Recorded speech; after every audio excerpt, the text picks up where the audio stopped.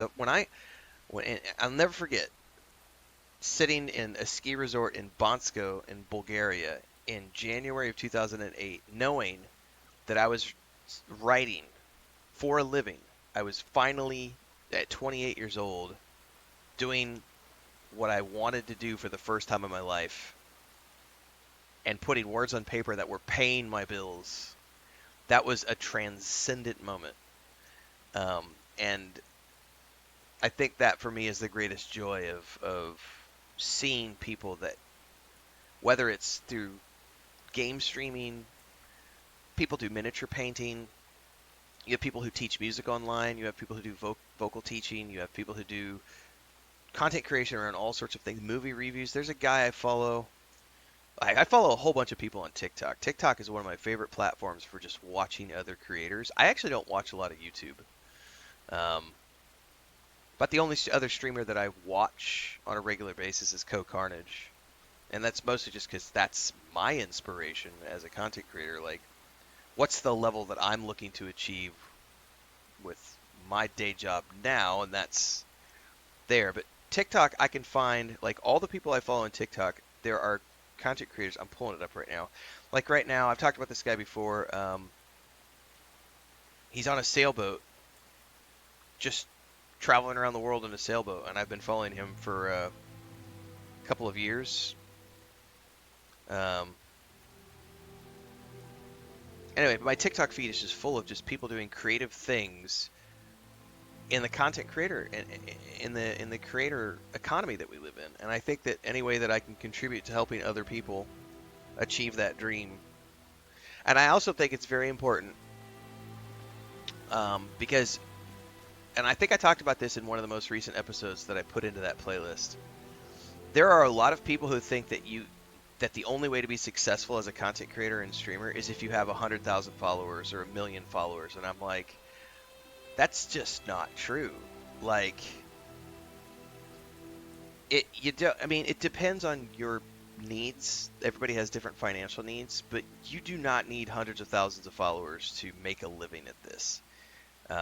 You can do it, especially if you understand macro and micro influencers and how that works and the way companies look at the numbers, because the companies don't give a shit about follower count.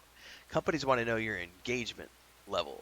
You could have 1,000 followers, and if you've got like an 80% engagement rating with your audience, you're more valuable to the companies that want to sponsor things than a streamer with 100,000 followers who only has a 5% engagement rating. And once you understand that kernel of truth, anybody can become a content creator and do this for a living in any of the various industries. And I think that sharing that knowledge is important because it's too many people gatekeep it. Or it's like, you look at the big streamers and they've got a team of, eight moderators and video editors, and everybody wants to know, well, how did they get there? And those guys never talk about how they get there. They're just like, work hard and one day you'll make it. You just gotta grind. It's just like, no, there's a lot of practical knowledge, like how to do video editing, how to do thumbnails, like what's the best thing, Canva, Photoshop, you know, do you need an expensive DSLR or do you need a cheap ass webcam like what I use? Like I think there's a lot of great information. I wish more people did series like that. But anyway, I'm rambling. Captain Arkwright. Hold the chamber to your last breath. Those were the words of the Ancient One before he entered with a handful of our best warriors. It was the first time I'd seen one of his kind, and I expect it will be the last. His face is burned in my mind.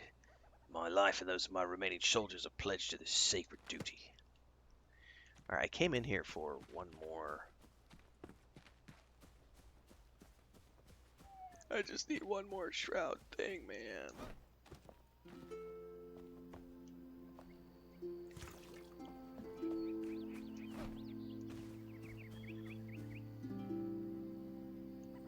I must have missed this on the way down. There's like training dummies.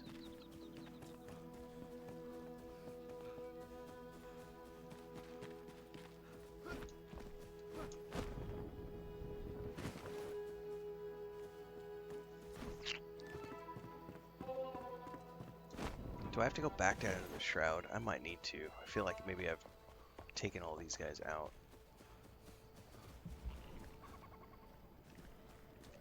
Oh, I hear somebody. Where are you at?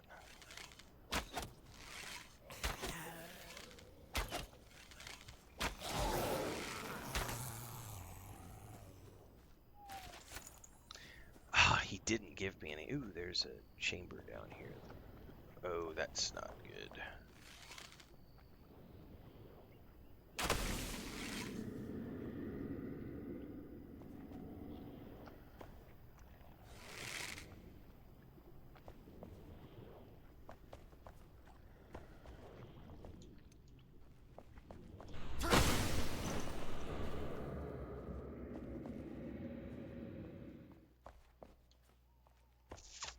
There's nothing down here. I was hoping there was. Oh, there's a chest though.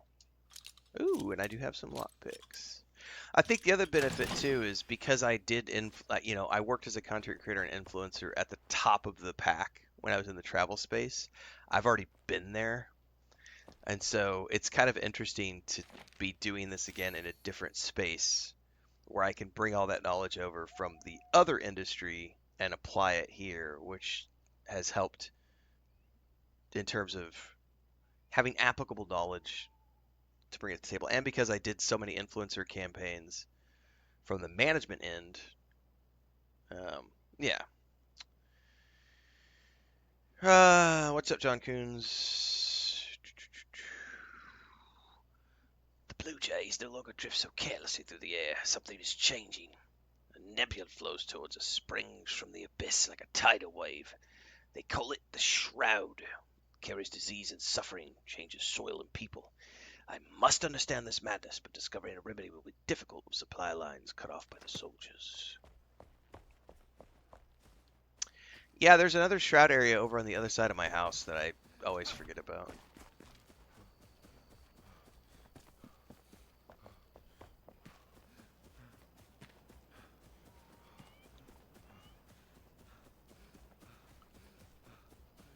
There it is.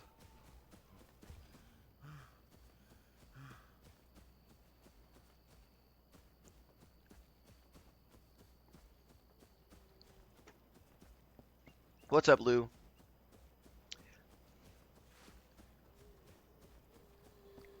Oh, you played on Thursday night. I don't want to hear you crying.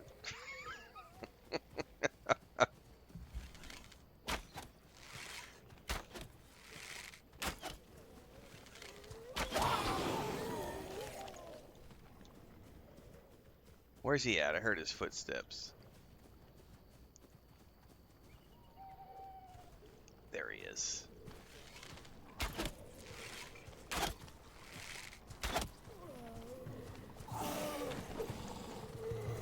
Ah! I do feel like the wand is superior to the bow, man. However, I'm trying really hard to stick to a ranger build because I want to see how it plays out long term. All right, let's close the door. Oh, you didn't log in? Well, then you've been pardoned. You definitely need to get in and get your fix.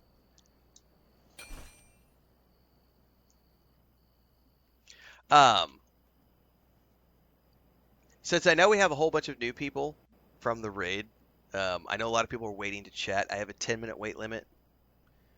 That is in place because of the spam, because we get hit with a lot of spammers every single day. For those of you new, I'll do my quick commercial, and then we'll get back to the gameplay. Um, I start every single morning around this time. I multi-stream on YouTube and Twitch, so you can watch where you prefer. This is the day job. I play a lot of games. We have a jam-packed schedule. September is the busiest month we've got of the year. We're going to be playing Gears of War Reloaded in a few days.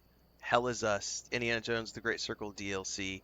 Just finished a second playthrough of Indiana Jones: The Great Circle. I've also got Borderlands 4 coming up. We've got Dune Awakenings DLC dropping on September 10th. We've got a whole bunch of stuff in September. October, we got Ghost of Utah, Vampire Masquerades, Bloodlines 2, Outer Worlds 2, and I'm going to try to squeeze in Chronos, The New Dawn, and we're going to also try to get some Path of Exile 2 squeezed into September since the new patch is dropping, although I'm still waiting for the Druid on that. Play a lot of games. I also do movie reviews, TV show reviews. Everything in between the streams happens on YouTube. We have Instagram, TikTok, Blue Sky, Twitter X. There's a Discord, a Patreon, and a Homestead channel for those of you who like chickens and cats and ducks and crazy stuff. I have a homestead in Mexico, and then I also work with my brother um, on his. I do video editing for them for their cattle ranch, and we share a lot of the day-to-day life of what it's like to be a cattle rancher in the United States in Missouri. Um, they have a big operation in Missouri. We do lots of things. It's not just games. So hopefully you'll stick around for all the things that happen in between the streams. Okay, I need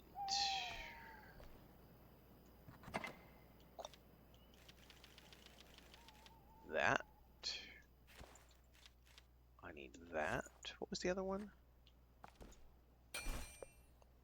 String. I need 7 string.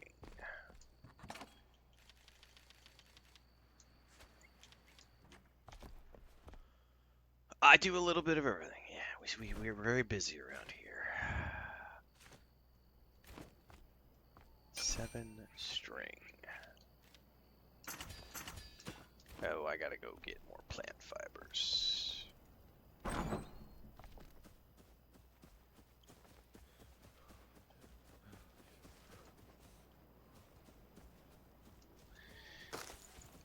No, that's actually not true, John Coons. At least not in the U.S. There's a big difference between hobby farmers. Anybody who's doing it for a living is doing it with the help of government grants, government subsidy programs. The government is very much an aspect of all major agricultural production in the U.S. for a reason. Like, you can't do it without government. You might want to do it without government. We might all want to do it without government, but the reality is you're not going to be doing it without government if you're going to do it at scale. Like, if you want to actually do it for a living. So my brother actually has a series on this, talking about how he's what people lovingly refer to as a welfare rancher, because he totally works with the federal government on subsidy programs and the NRCS and stuff. And he gets a lot of pushback from hobby farmers who are like, you should do it all without the federal government. I was like, good luck with that. You're not doing anything at scale without the federal government being involved. Whether you like them or love them or hate them, that's just the reality of doing it at scale.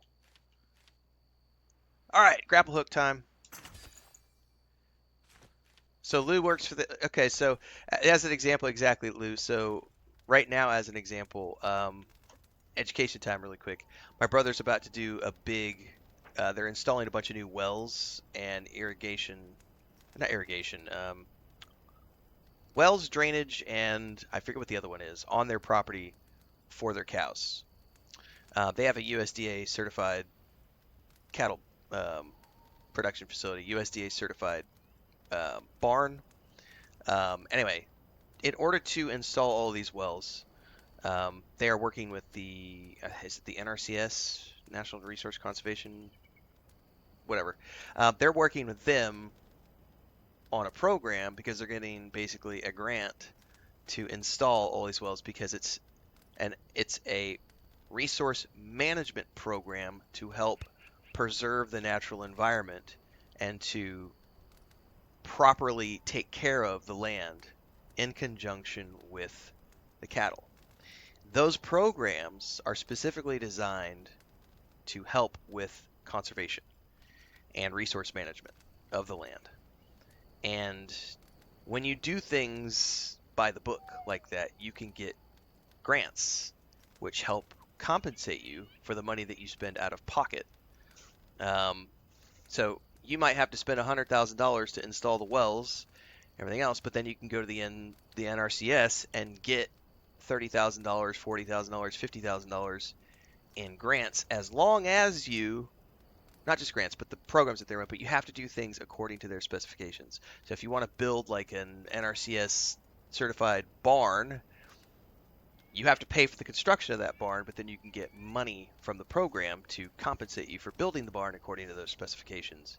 Yeah, there's a whole bunch of fun stuff. So if you like that kind of stuff, we do a lot of that too. I don't know as much of it as my brother, because I just do video stuff for them, but that's what they do on a day-to-day basis.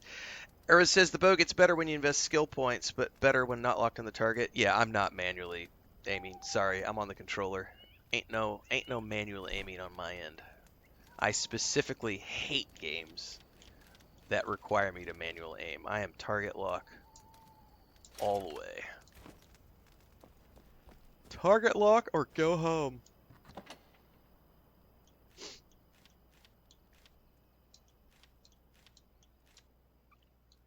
Okay.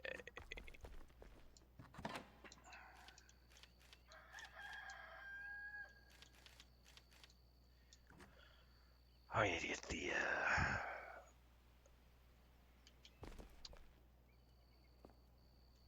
summoning stick. I need some twigs. I need a magical chest. That's what I really need.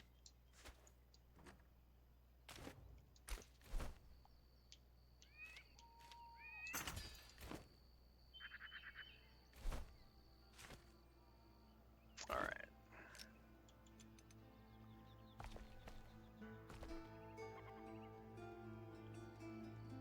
After placing a survivor, target it. Hey, what did it say?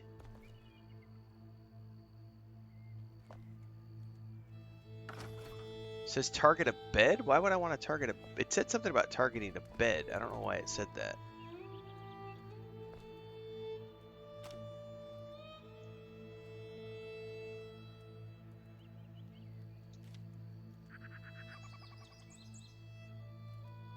That's new. I don't remember this from last time I played. After they are placed, NPCs must be assigned to a sheltered bed. If left unassigned, they will automatically occupy a free bed within a 10-meter range at night. You can manually assign them by pointing at a bed with a summoning staff while having NPCs. That's new. That didn't used to exist when I played before. That's cool. So essentially, this must be part of the NPC updates they've done since the last time I played. So you're essentially creating your Minecraft villages, where all of the villagers have their own bed and their own house. So wow, this is more, this is becoming, holy shit. So this is actually even evolving into like a kingdom management or a settlement management simulator as well, on top of the crafting survival RPG elements. Because now you could, I mean, this gets into needing to build specific buildings for like all of your different NPCs. So here's where the blacksmith lives, here's where the alchemist lives, here's where the carpenter lives.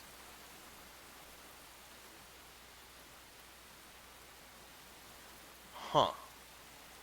That's new. I don't want him in my bed, but I'm gonna do it for now, I guess.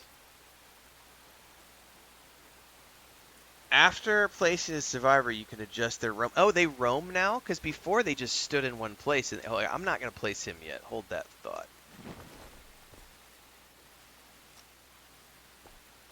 Also, I really wish it would stop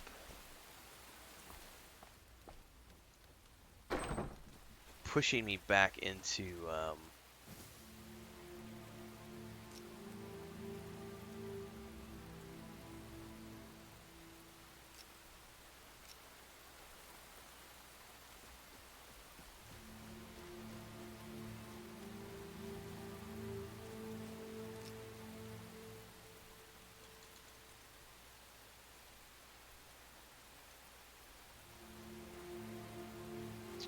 Well, sorry, my brain is... I gotta think about this for a minute. I kind of want to build an outbuilding now, just for my... I don't want these guys wandering around in my home.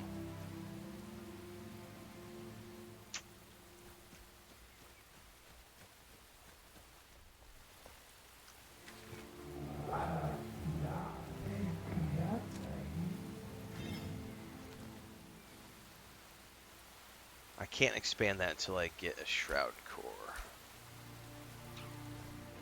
Yeah, it's gonna be bonkers by the time it comes out to consoles. I think a bunkhouse sounds like a good idea, Darius. Like for now, I think I don't want to continue to destroy things around my home base here. So let's go abroad.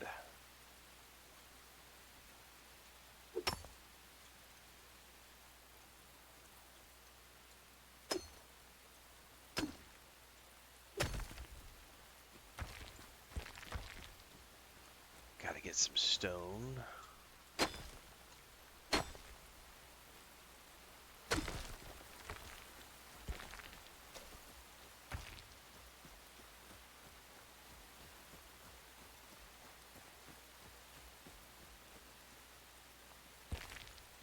So I wish they would let you do first person all the time, but it only lets you do first person when you're in the build area. It's like, man.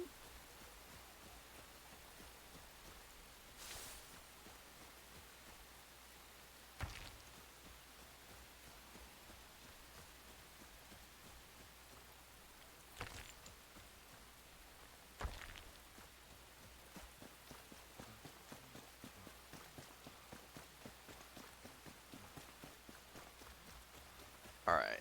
So building a bunkhouse sounds like a good idea. However, one thing I forgot to check.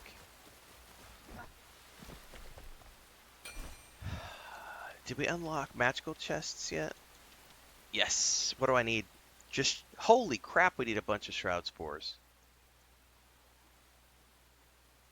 But I want magic chests because then I can craft items using the materials from the chest and I don't have to manually have them on my inventory. In my inventory.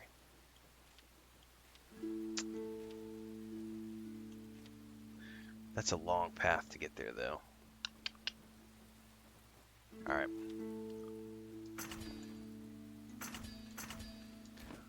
Let's go build a bunkhouse somewhere over here.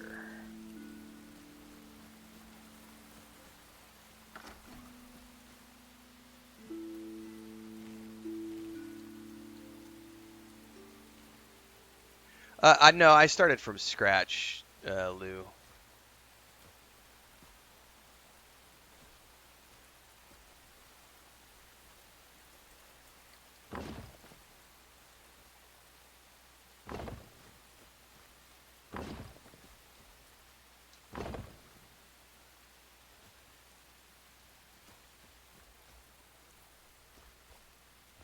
Huh.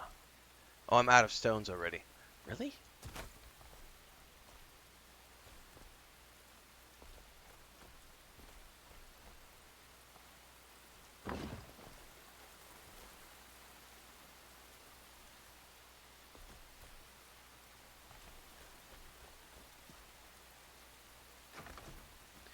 Yeah, you kind of have to start over from scratch after having not played in so long because everything has changed so much.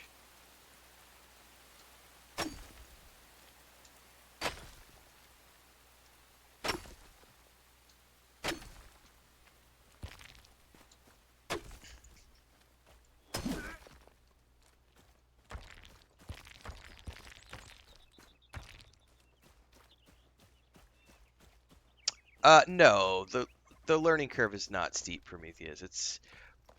It's no different than any other game.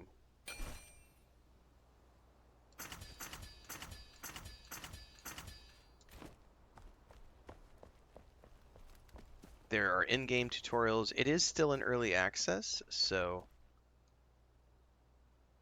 you know they're still adding polish to the game. For example, I hadn't played in a year and a half, and they have added so many new things compared to when I last played. Oh, you know what? I forgot the B button. Stop hitting the B button.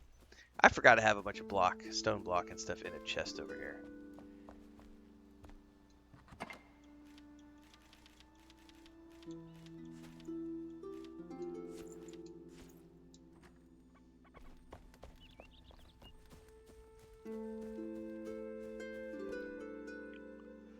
All right, we need basic structure here.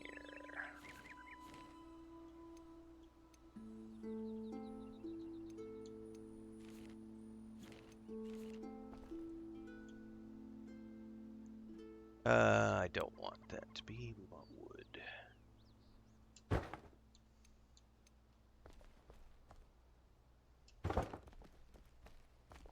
And I need to go get more wood.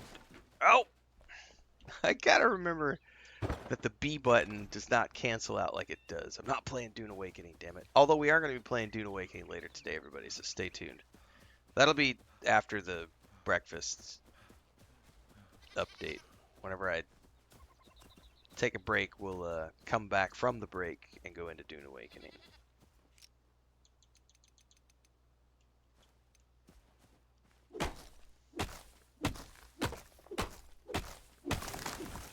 Ooh, resin.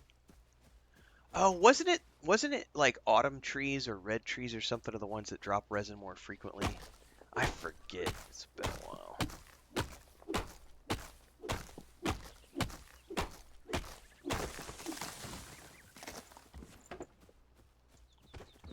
I think I had a bunch of wood back at the base too in another chest.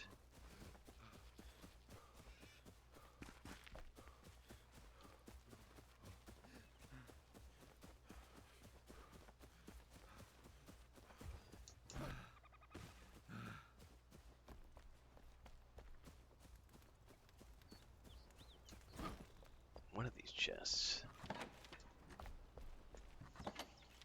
Yep. I gotta remember these things. Wood logs.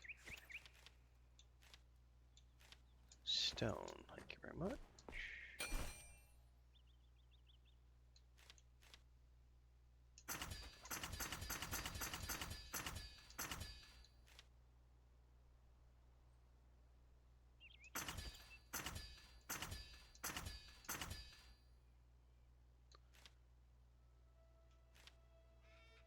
I'm gonna need a bunch of plant fiber to make the rest of the roof blocks, though.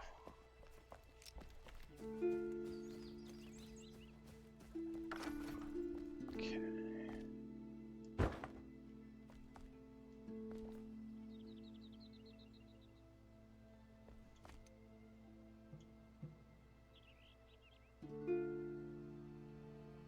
Can I flip that?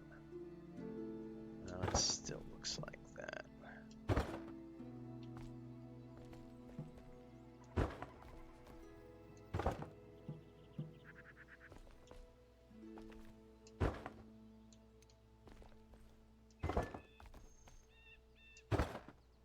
Okay.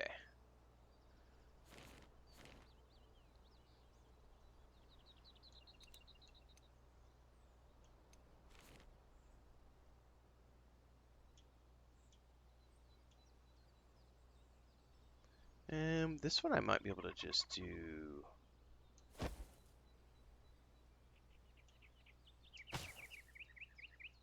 Yeah, I'm gonna need more. Oh, I did it again.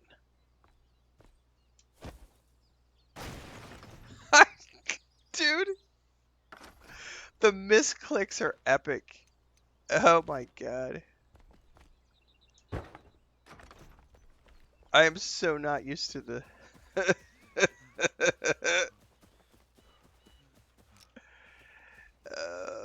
muscle memory.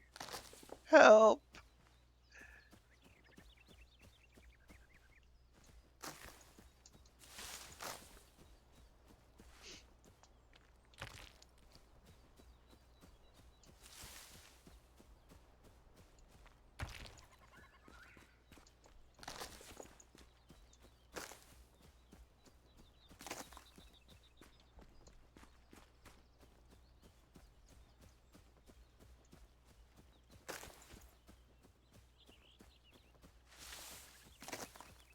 I probably don't need any more stones.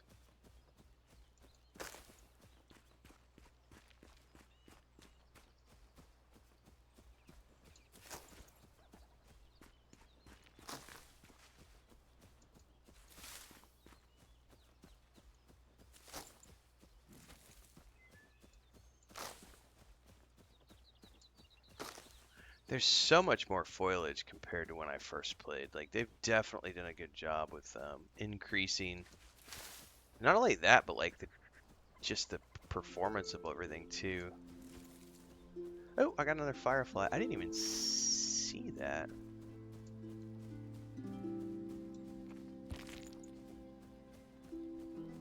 I need more of those to do